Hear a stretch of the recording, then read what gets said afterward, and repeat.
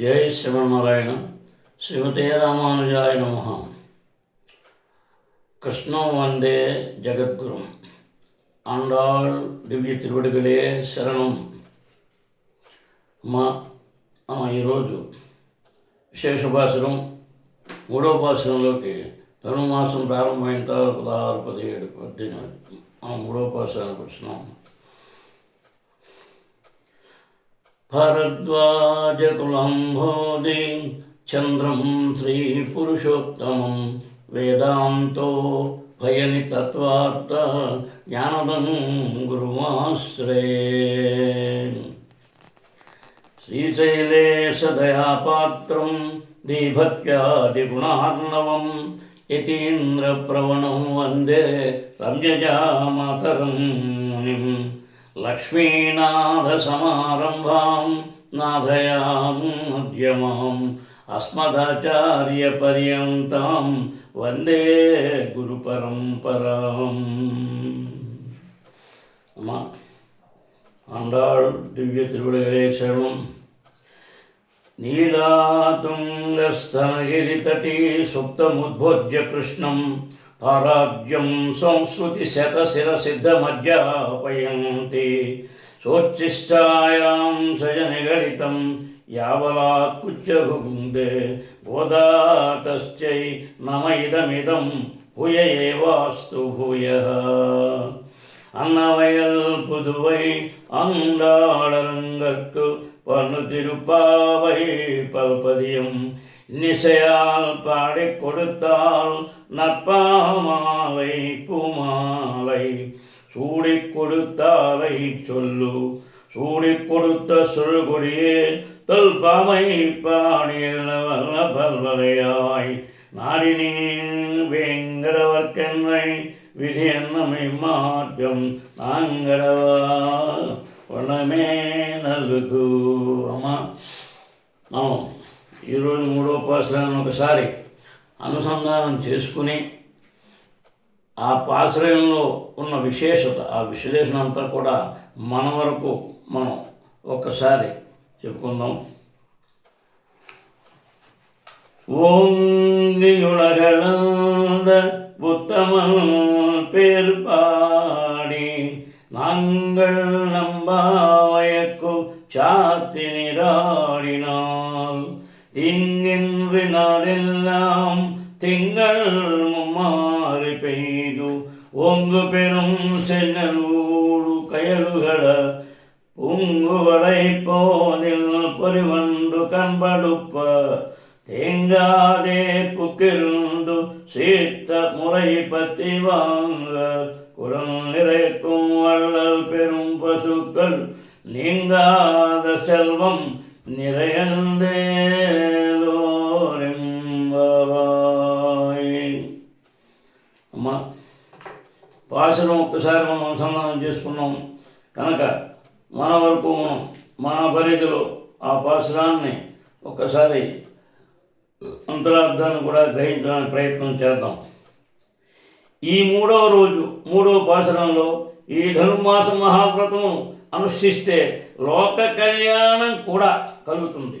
మనమంతా పరమాత్మను పొంది ఆనందపడమే కాక మన ప్రదేశమందునందరికీ కూడా దేహాభిమానం నశించి స్వరూప జ్ఞానం కలుగుతుంది. కరువు కాటకములు లేవు. చక్కగా పాడి పంటలతో దేశ సౌభాగ్యము మానవాభ్యుదయము కూడా కలుగుతాయి అని ఈ మహావ్రతం అనుష్ఠించడం వలన తమ ఆనందమే కాక లోకులకు కలిగే ఆనందముల గురించి కూడా చెబుతున్నారు. ఓంగియుడగలంద ఉత్తమం పేర్పాడి.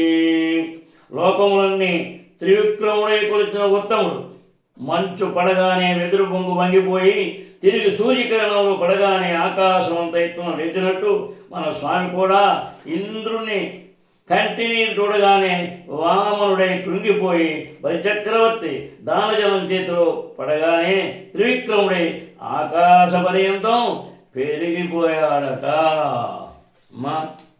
అనగా వ్యసనేషు మనుష్యాణం భృశం భవతి దుఃఖిత అన్నట్టు ఇతరుల దుఃఖం చూసి సహించలేని కళ్యాణ గుణములు కలవాడు కదా పరమాత్మ. అందుచేత ఇంద్రుని దుఃఖం చూచి సహించలేక సదైక రూపుడుగా ఉండే తాను పొట్టె బ్రహ్మచారిగా పొడుగు త్రివిక్రముడుగా అయినాడు కదా. ఏమి వాని ఆశ్రిత వాత్సల్యం!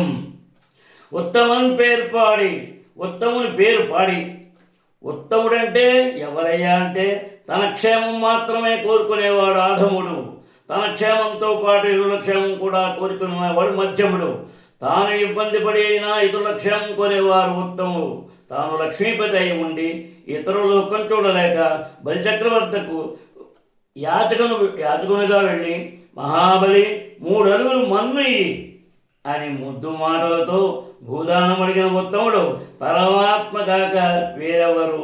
అటువంటి ఉత్తముడైన స్వామి పేరు పాడినందుకు ప్రతిఫలం పుణ్యము, సంపదో లేక కష్టములు రచించడము ఇటువంటి ప్రయోజనముల కొరకు కాక పాడడమే ప్రయోజనంగా వాని నామములు పాడుకొనకపోతే నాలుక ఎండిపోయే స్థితిలోకి మనం రావాలి.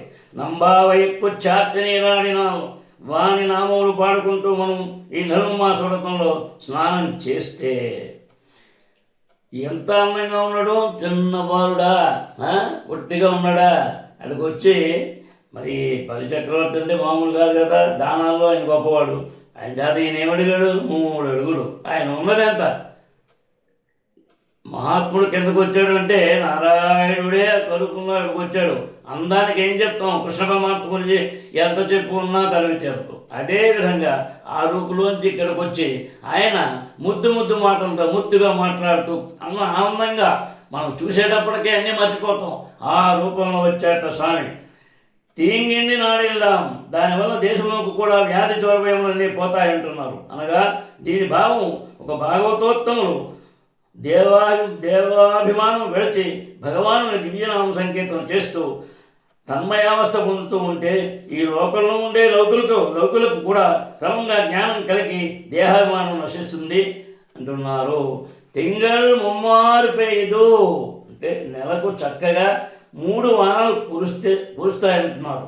అనగా ఈ జీవాత్మకు పరమాత్మ అనుభవమునకు విరోధమైన దేహాభిమానం నశించడమే కాక అష్టాక్షరి మహామంత్రములో 3 పదముల ద్వారా చెప్పబడిన ఆకారత్రయం కూడా కలుగుతుంది. అనగా ప్రథమ పదమైన ప్రణవం చేత ప్రతిపాదింపబడే అనన్యాస శేషత్వము, మధ్యమ పదమైన నమః పదము చేత చెప్పబడే అనన్యశరణత్వము, మూడవ పదమైన నారాయణ పదము చేత చెప్పబడే అనన్యమైన భోగ్యత్వము ఈ జీవాత్మలందరికీ కలిగి సుఖిస్తారు. నేను పరమాత్మకే దాసుడను, ఎటువంటి సమయములందరూ పరమాత్మకే శరణ్యుడను, పరమాత్మను భవించుతూ కైంకర్యం చేసే ఆనందపడుటే నాకు ఆనందము అనే స్థితిలోకి ఈ జీవాత్మలందరూ వస్తారన్నమాట. తెలిసిందా గోపికలారా? మనం బాగుపడటమే కాక లోకమంతా సుఖశాంతులతో ఉండి ఈ మహావ్రతం వలన అని అంటున్నారు ఈ తల్లి. ఓంగు పెరుంచెన్నెలు ఊడు కైలుగల నెలకు 3 వానలు పడడం చేత వరి పంట పెరిగి వెన్నులతో ఆకాశమునంటే అంతంగా పెరిగితే ఆ వరి పైరులకు మధ్య నీరు సమృద్ధముగా ఉండటం చేత మత్స్యములన్నీ ఆనందంతో త్రుళ్ళుతూ ఉంటాయి. అనగా ఈ దివ్య ప్రబంధం అంతా 2 అర్థములు గల వ్యంగ్యార్థ శోభిత ప్రబంధమని చెప్పుకున్నాం కదా. ఈ విధంగా దేహాభిమానం పోయి ఆకారత్రయ సంపన్నులవడమే కాక ఇటువంటి మహనీయులు ఊరికి ఒకరున్నా చాలునన్నట్టు జ్ఞానులు పెరిగి ఉంటారు. పెరగటం అంటే అక్కడ ఈ విభూతిలో ఉన్నప్పటికీ పరమపదం అందుకుంటూ ఉంటారు. జ్ఞానానికి తాను ఉండే ఈ ప్రకృతి దూరంగాను, పరమాత్మ ఉండే పరంపదం చేరువగాను కదా ఉంటుంది. అటువంటి మహానీయుల చెంత చేరి ఈ జీవులు నీరు ఆధారంగా గల మత్స్యములు నీటిలో ఉండి ఏ విధంగా త్రుళ్ళుతూ ఆనందపడతాయో అలానే జ్ఞానుల అందచేరి వారు కీర్తించే భగవద్గుణ ప్రవాహంలో పడి ఆనంద సాగరంలో ఈదులాడుతూ ఉంటారు. పూంగవళ హిప్పోదేల్ పరివండు కంకడుప్ప ఆ పొలంలోని నీటి సమృద్ధి చేత చక్కగా వికసించిన తామర పూలతో తుమ్మెదలు పండుకొని ఉంటాయి. మన అండాడి తల్లి భావన ఏమిటంటే అటువంటి జ్ఞానుల హృదయములు పద్మముల వలె వికసించగా లక్ష్మీనాథ సమారంభం ఆది గురువు పరమాత్మ ఏ విధమైన దోషములు లేక చక్కగా వికసించిన ఈ జ్ఞానుల హృదయ పద్మములలో లక్ష్మీదేవితో కూడా నివసించి ఉంటారు. ఇక ఊరి సమృద్ధి చెబుతున్నారు. ఇంతవరకు పొలము యొక్క సమృద్ధి చెప్పారు కదా. తేంగాదే పుక్కిరందు సీక్తములై పత్తి వాంగ కుడక్కుం నిరయక్కుం కుడం నిరయక్కుం వల్లల్ పెరుం పశు అంటున్నారు. పశు సమృద్ధిగా సమృద్ధి కూడా పశు సంపద అంటే బాగా ఆవులు అంటే బాగా ఉండాలి, చాలా ఎక్కువగా ఉంటుంది.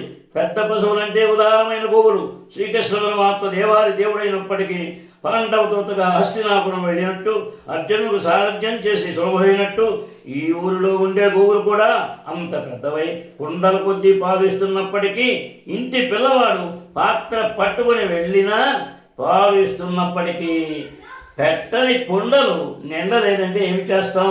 పెట్టిన వారి లోపమే కానీ గోవుల లోపం కాదు. అనగా భావం ఏమిటంటే శ్రీ ఆంజనేయ స్వామి సముద్రం దాటడానికి విరుతీయని మాదిరిగా ఈ జీవులు సదాచార్యుల పాదపద్మములపై పడి శరణాగతి చేస్తే పాలవంటి భగవద్గుణానుభవం చేత ఈ జీవులనే ఘటములను నిండించే సదాచారి సంపత్తి చేత దేశమంతా సమృద్ధి కలిగి ఆనందంగా ఉంటుంది అంటున్నారు. గోక్షీరం రుచివంతంగాను ఆరోగ్యకరంగాను బలకరంగాను ఎలా ఉంటుందో అలానే సర్వేశ్వరుని కళ్యాణ గుణములు ఆవు పాల వలె ఆత్మలకు రుచివంతములు బలకరములు ఆరోగ్యకరములు పాల వంటిని కళ్యాణ గుణములు అన్నారు ఆళ్వార్లు కూడా. మనమే ధనుమాసమునే మహావ్రతమును చేస్తే అటువంటి భగవత్ కళ్యాణ గుణములు కీర్తించే వారి చేత వినే వారి చేత లోకమంతా నిండిపోయి బ్రహ్మానంద నిమగ్నులవుతారు ఈ జీవులందరూ అంటున్నారు ఈ 3వ పాశురంలో. ఇక్కడ పరమాత్ముడే స్వయంగా వచ్చి ఈ వామనావతారం చూసేటప్పటికే ఇక్కడ ఉండిపోయేటట్టు మరి ఆయన ఇచ్చారు, బాగానే ఉంది, అడిగారు, ఇచ్చారు. ఇచ్చిన తర్వాత మరి వాళ్ళ గురువుగారు శుక్రాచార్యులు గారు మహానుభావుడు రాక్షస గురువు ఆయన ఏమన్నాడు, బాబు ఇందులో ఏదో మోసం ఉందా, వచ్చినవాడు చాలా చిన్నగా కనబడ్డాడు, నువ్వు ఎప్పుడైతే దానం ఇచ్చావో పెరిగిపోతున్నావు చూసావా, అబ్బో ఇది ఆ నారాయణుడే కొంత ఏదో ఉంది ఇక్కడ అంచేత నువ్వు దానివల్ల అడిగినప్పుడేమో ఎలా ఉన్నాడు, నువ్వు దానం చేసిన తర్వాత ఎలా అయిపోతున్నాడు, పెరిగిపోతున్నాడు. అంచేత మనం ఆలోచించాలి. ఆయన అడ్డు వచ్చేట అప్పుడు ఆయన దెబ్బ పట్టుకుని ఒక కన్ను పొడిచేట స్వామిగారు. అంచేత అడ్డు రావాలని చేసేటప్పుడు దానం చేసేటప్పుడు అది కుమారుడు కూడా చెప్పాట, నాన్నగారు ఏమిటండి చిన్నగా ఉన్నాడు పెద్ద అయిపోతున్నారు, మరి ఏం చేయాలి, ఇలాంటప్పుడు మనం అడిగినట్టుగా లేదే ఇలా పెరిగిపోతున్నారు అంటే స్వామివారు ఆ బలిచక్రవర్తికి ఏ విధంగా ఆ ఇంద్రుడి యొక్క ఇదికి అవతారంలో వచ్చి వాళ్ళకి మహానుభావుడు మామూలు తక్కువవాడు కాదు బలిచక్రవర్తి అంటే. అందుకనే ఎవరిని ఏ రకంగా ఎప్పుడు ఏ అవతారం ఎత్తుతున్నారో ప్రతి అవతారంలో కూడా ఒక విశ్లేషణ విశిష్టత ఉంది. నరసింహస్వామి అవతారం ఎత్తారంటే ఖచ్చితంగా మరి తప్పదరని కృష్ణంగా సంహరించాలి. అందువల్ల రావణాసుర సంహారం జరగాలంటే రామచంద్ర ప్రభు కావాలి. అంటే ప్రతి అవతారంలోనూ ఆయన కారణం ఉంది, ఎందుకు వస్తున్నారు. ఎప్పుడైతే భూమాత భారం మొయ్యలేకుండా ఉంటుందో అప్పుడు తప్పకుండా ఆయన రావాలి. కాకపోతే మరి ఏ రకంగా సమస్య పరిష్కారం కావాలి, అన్నిటికీ మూలాధారుడైనటువంటి మహానుభావుడు ఆ నారాయణుడే ఎప్పుడు ఎక్కడ ఏది అవసరమో అప్పుడే అక్కడ ఆయన వస్తాడు. మనం త్రికరణ శుద్ధిగా చేసుకుంటామే మన బాధ్యత. అంచేత మనం ఈ వాచనంలో ఎంత చక్కగా మనం స్నానం చేసుకుంటే అంత చక్కగా మనకే కాదు వింటున్నవారు ఆ పక్కవాళ్ళు ఈ పక్కవాళ్ళు అని లేదు, సమస్తమైన జీవరాశులు ఏ చేమో పామో కుక్క వచ్చి కూడా వినొచ్చు, అది పూర్వజన్మ సుఖుతూ ఉంటే. అంచేత మనం చెప్పలేం. అంచేత తప్పకుండా ఎంత జాగ్రత్తగా మనం దీన్ని ఆచరణ చేసుకుంటామో అంత చక్కగా మనకే కాకుండా అందరికీ కూడా. ఏం చెప్పారు ఇందాక, నాకు అనుకునేవాడు అధముడు, నాకు పక్కవాడికి కావాలనుకునేవాడు కూడా మధ్యముడు, నాకు పక్కవాడు కాదు అందరికీ కావాలనుకునేవాడు ఉత్తముడు. ఎవరయ్యా ఉత్తముడు? సాక్షాత్ మనకి వచ్చి ఆ వామనావతారంలో చూపించిన మహత్తరమైన దివ్య స్వరూపమే మనకి మూలము. నీంగార సెల్వం నిలయందే లోరింబావాయ్. ఈ విధంగా వ్యక్తుల సంపద చేత ఈ దేశమంతా నిండి ఉంటుంది. కనుక మనం వ్రతములు చేద్దాము రండి అని శ్రీ గోపికలను పిలుస్తున్నారు గోదాదేవి.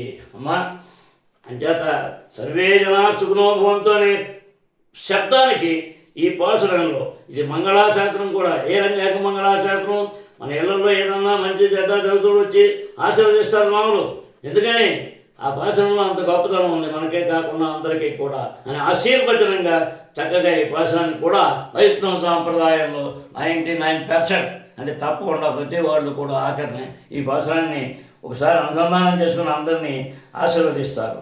అంచేత అమ్మవారి యొక్క పరిపూర్ణ కటాక్షంతో చక్కగా ఈ 3వ రోజులు జరుపుకొని ఈ పాశనంలో విశేషతను కొంచెం మనం తెలుసుకున్నామని తెలుసుకున్నాం కనుక అందరూ చక్కగా చేసుకుని అమ్మవారి కటాక్షం పరిపూర్ణంగా పొందాలి.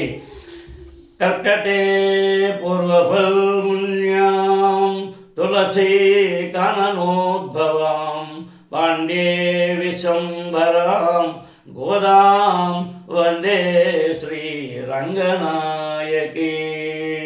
జై శ్రీమన్నారాయణ. శ్రీమతే రామానుజాయ నమః. కృష్ణం వందే జగద్గురుం.